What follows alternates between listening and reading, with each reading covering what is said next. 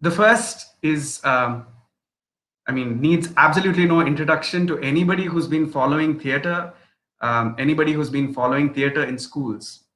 Um, the She has been associated with the Prithvi Theatre in Mumbai. She started a movement called Junoon. I call it a movement because I think it was really a revolution in its own way. And in bringing theatre, but more than theatre, bringing the arts into schools in a very, very interesting fashion. She's also been associated with foundations which have promoted the arts.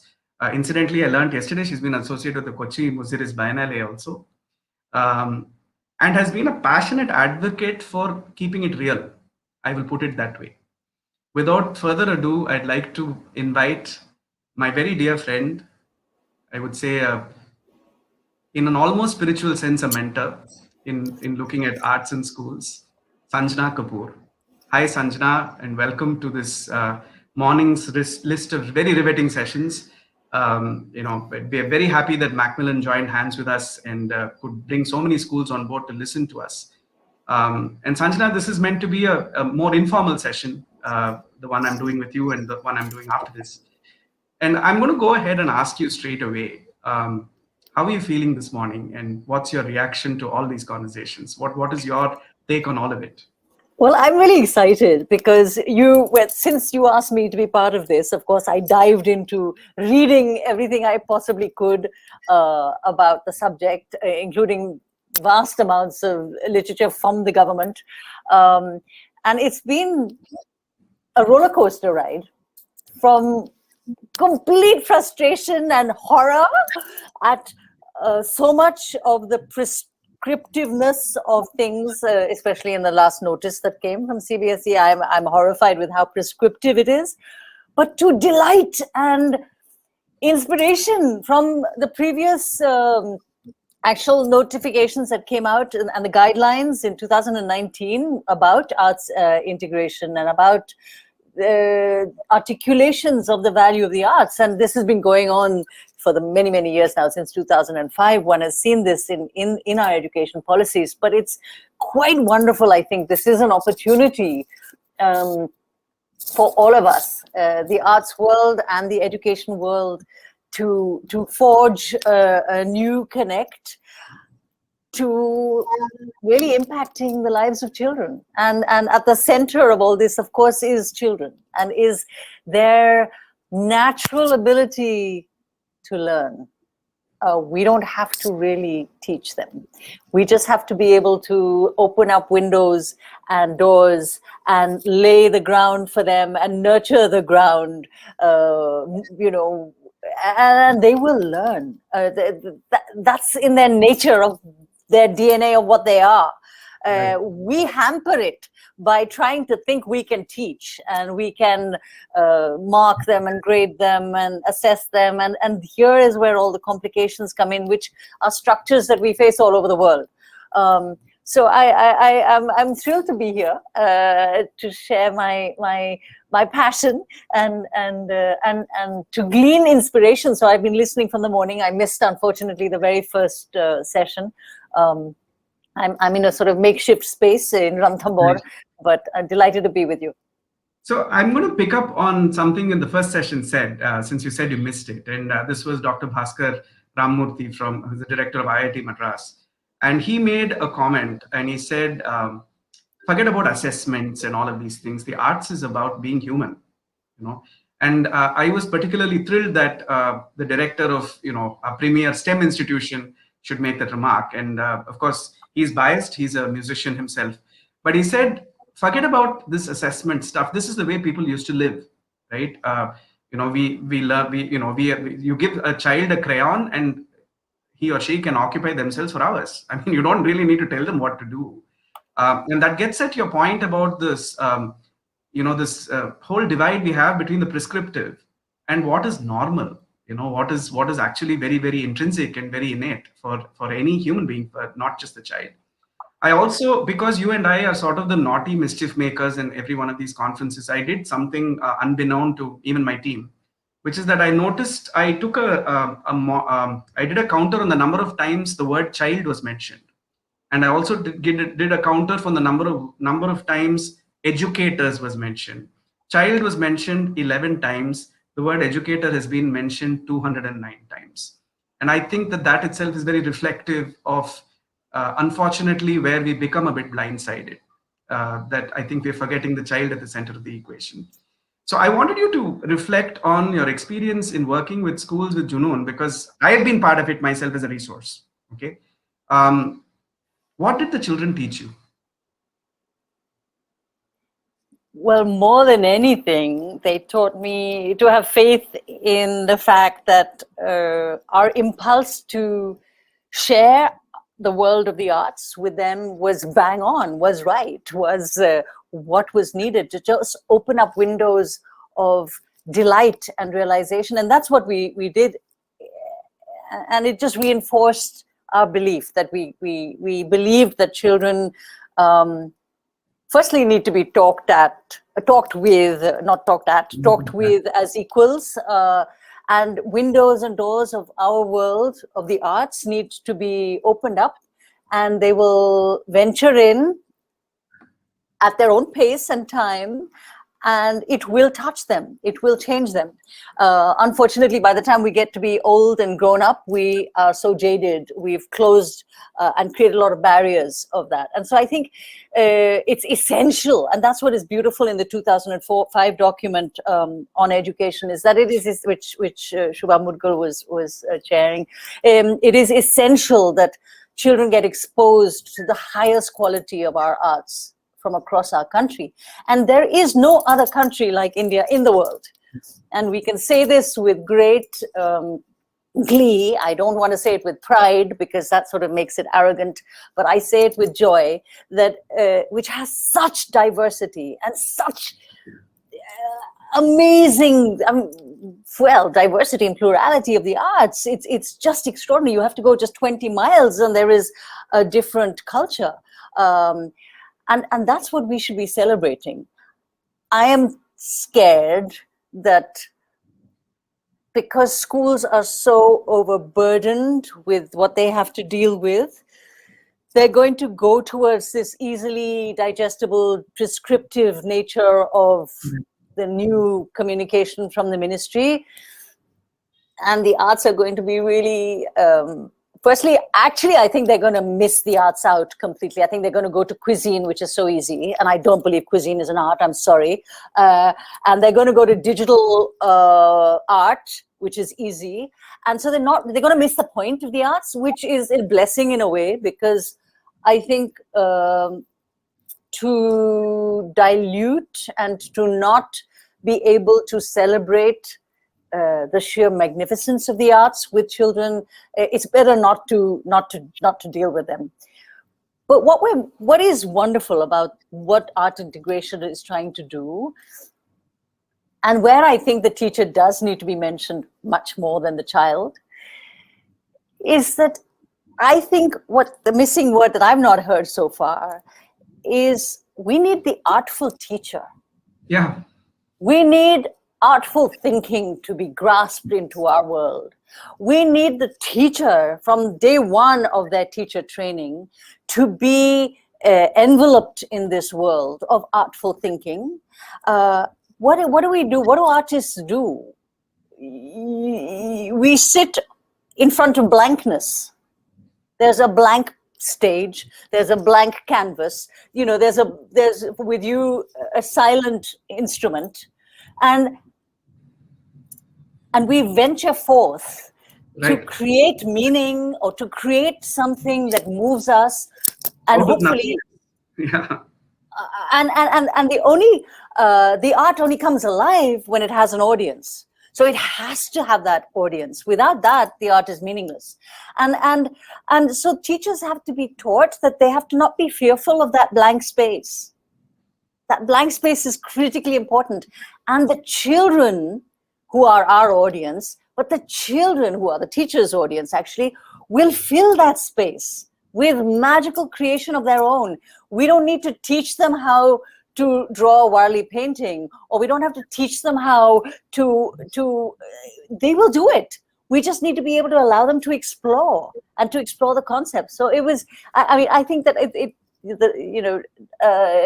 Dr. Tyagarajan was really inspiring in what she's been doing in her school. It's so exciting to be able to see that you get the children to stand up, get off that chair and desk, and discover what molecules, how molecules move and walk and talk like. It's just, wow, how fascinating is that?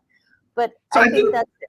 Right. And I think the one thing that I would like you to, because you express this so much more beautifully than any of us do, is this art as art, art as just a way of being versus art in this integrated mode. Because the moment we start putting normative or prescriptive monikers to art, as you very intuitively have sort of honed in on, it ceases being art. It starts becoming, something else. It starts becoming a syllabus. It starts becoming something to be assessed. And as you very rightly said, I think we end up missing the point.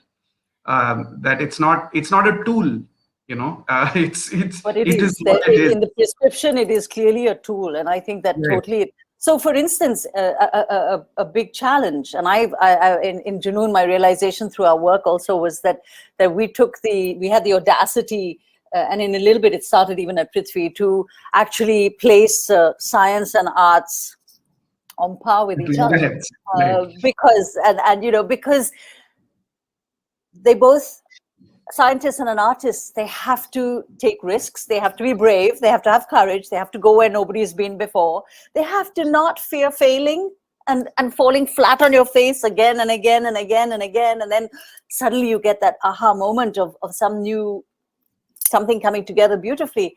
And also, you're not running after money and fame alone. I mean, that can't be it. Otherwise you're a particular kind of person, and then you're not, in my mind, you're not a true artist and a true scientist. But the problem same thing is happening with science, with mathematics, for instance. Why are we not? I think the areas of pure mathematics, of research in pure mathematics, are diminishing globally, because we want maths to be a tool. We want it to be applied. But what about the sheer brilliance of just mathematic adventure and into new realms? And it does, and it's proven through history that it has exploded into new thinking in different realms, and it has been applied, but it's not for the application. So it's actually the process, and that is also something about the arts, is that it is about the process that is the most essential thing. And so for me, I'm really, what excites me is this new opportunity that the people in positions of power and policy are opening up. But it terrifies me that we're going about it the wrong way. I mean, how can we believe that we are going to impact children first, then we're going to look at the curriculum, and then we look at teacher training? Surely teacher training is central, and the curriculum has to go hand in hand. And then after 5 years, when we've done our work and we've really set up the stage, then we go and work with the children, but we're not. So there's going to be khichdi. I have been horrified when I've been doing searches on the internet to try and understand. I've been talking to principal friends of mine, and they're all in a state of panic because they're not going to get their 10th grade and 12th grade cards or whatever unless they show that they've done this work in school. There are YouTube sites, and this is the beauty of our country. There are YouTube sites that help the schools, that are done by teachers, well-meaning teachers or educators, that teach you how to do this work. Jaldi mein abhi 3 hafte, 2-3 months. Let's just get it done. Jugaad. I mean, we are a nation of jugaad. So we're missing the point. So, okay. So then I have to calm myself and say, this will pass. This too will pass. And we will finally come to the realization of what it is we're trying to aim at. But it has to be the artful teacher. It has to be the teacher that is so easy with themselves and with their being and with their understanding of their subject, that they can play with it through various means, and they will allow the children to play, And I think more and more educators, not only have the arts been talked about more and more in education in the last, whatever, 10, 15 years, but more and more in education across the globe, the whole idea of play is being centrally, held as essential, that children should be allowed to play. So I'm terrified that we're going to have 3-year-olds in school now with the new policy, and they're going to be turned how to read and write and numeracy, and they're going to have to do numbers. I know that a friend of mine whose child is 4, is having to learn how to write till 50. Why is that child not able to play and to discover and learn concepts of numbers, concepts of force, concepts of all these through play and observation? So, artful thinking has to involve reasoning. It has to involve questioning and investigation. It has to involve joining the dots, observing. All artists observe. You have to observe. You have to then be able to describe or articulate or create your observation into your art form. You have to be able to compare and connect, to explore, to finding, complexities. I love that one of your speakers talked about complexities, and they talked about wickedness. I love that. I'm going to steal that word. But the wickedness of it all. But that's it. That we live in this beautiful, complex world, and children are able to approach complexity and abstractness in the most incredibly deep manner, until we start cutting off their legs of curiosity and we start saying, no, this is the one way and the only way and the only true way. And then we're just left with, I think that this can swing both ways, this pendulum where I think we are in a churn. I think it's best to characterize this and say that we are in a churn. I think the good news is that art is being looked at far more seriously than it was before, or at least it's now there is a conscious will to implement it. It may not be the best way, but there is a will to implement it.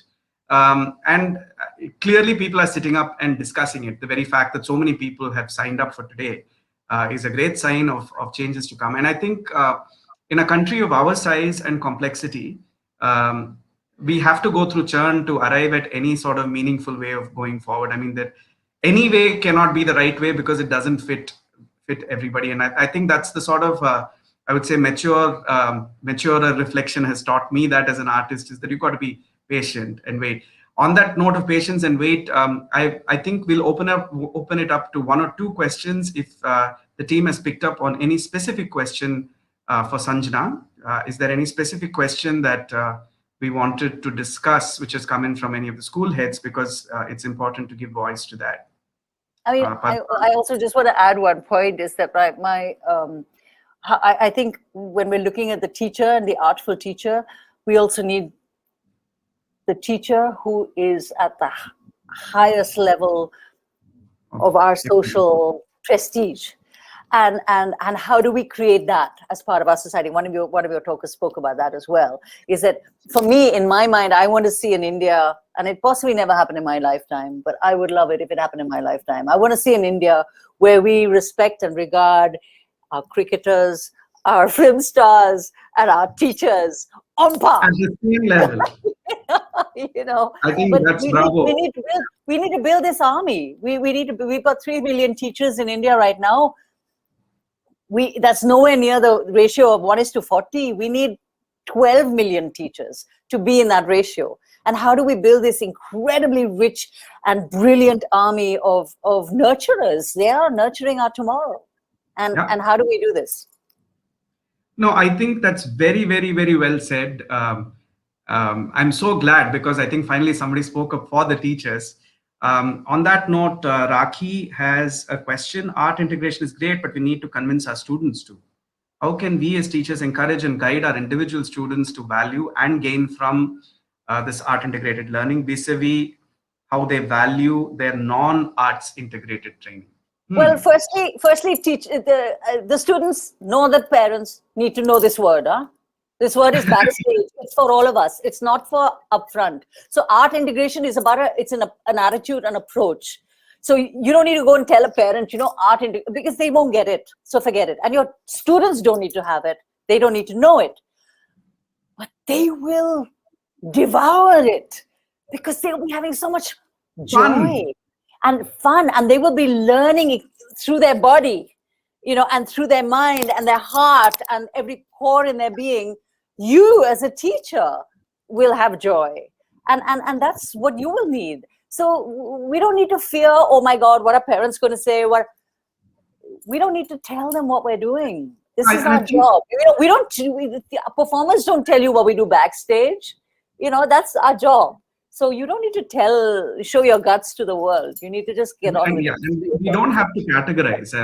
I was talking to Leela Sampson the other day, and she said something very nice. She said there's a line between what the teacher's role is and what the parent's role is, right? So do not allow them to cross that line, because this is all the preparation that we as educators need to do. They don't need to know this, right? So So there's something else. Sorry, I'm going to add, because when I was reading all these documents, my big question, and I chatted with you about it, is why are we so panicked to rebuild something when it doesn't seem to be broken, or is it broken?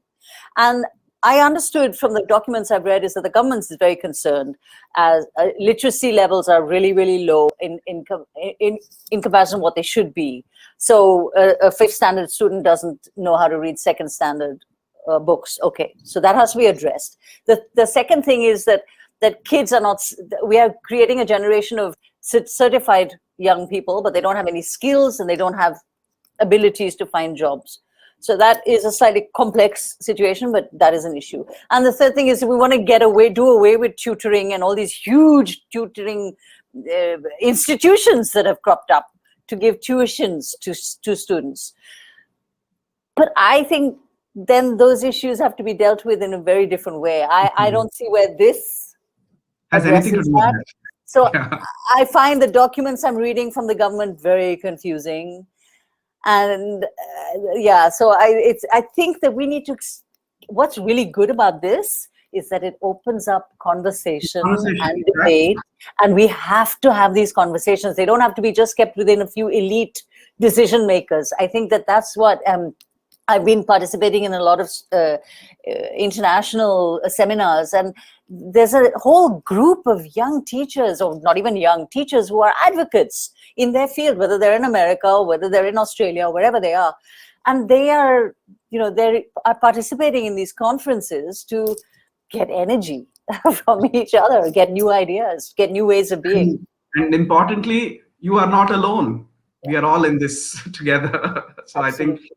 Sanjana, on that note, I wanted to say thank you so much. I mean, it's always a delight listening to you speak. I mean, even when you're freely articulating and what could be a challenge to what the status quo is. And I think it's important that you are also. I know for a fact that you're voicing the concerns and voicing the views of many when you're talking about the prescriptive nature of documentation, and also this whole to-do list that we are attaching to something as free-willed as the arts. And I think that's part of the discussion. But I would also conclude on saying, as Virgil Thompson, and he says, and this is about music, but you can apply it to all of art, which says, in the end, whatever other deceptions life may have in store for you, art in itself will never let you down. And I think I'm going to sort of stop it right there. Thank you, Sanjana, because I think we have to continue these discussions. Yep. And as you said, the two biggest takeaways, in my opinion, from everything you said is, one, it's great that this conversation is happening. It's great that these floodgates are opening and Yep. we are into implementation as opposed to just keeping on talking about it in these closeted rooms. And the second thing is that there needs to be a very conscious effort into teacher training. And I think that's Huge. that's where it starts. That's sort of the source pool before we start getting straight away and headlong into, sort of very lopsided implementation. Thank you, Sanjna, and what a pleasure to have you on board. Thank you so much. Thank you. Thank